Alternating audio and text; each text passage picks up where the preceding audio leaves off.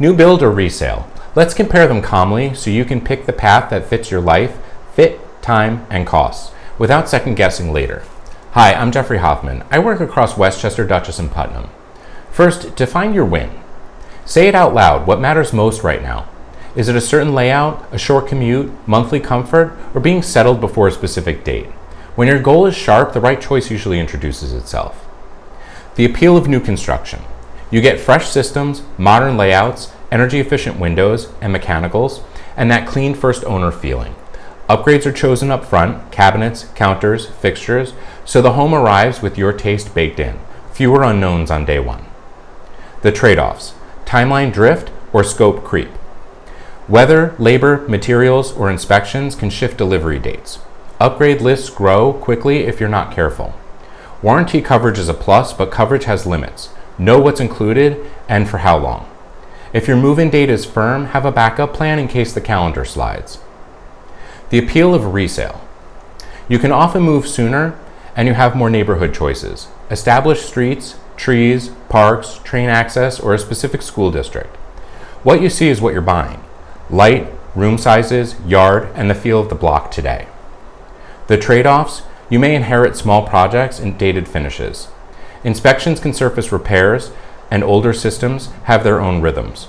On the plus side, those findings can shape credits, timing, or price, not always, but often enough to matter. Look at the cost stack, not just the sticker price. For new construction, add base price plus lot premiums plus upgrades plus estimated taxes plus HOA or common charges plus insurance.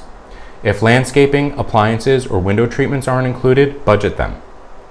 For a resale, add purchase price plus immediate repairs and refresh, plus estimated taxes, plus insurance, plus any HOA or maintenance, plus a small reserve for near-term upkeep.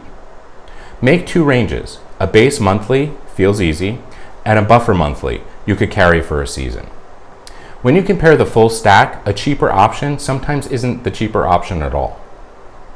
Timeline reality. For builds, ask for a milestone list. Foundation, framing, mechanicals, inspections, certificate of occupancy, and the delivery range. Put the dates on one page and plan where you'll live if weather or supply shifts the finish line. For resale, map attorney review, inspection, appraisal, loan milestones, and clear to close. Confirm access early so inspectors and appraisers aren't waiting on keys. A calm, shared milestone map prevents last-minute fire drills. Due diligence matters either way. Licensed inspectors and attorneys will walk you through contracts, disclosures, and realistic expectations. Ask simple questions.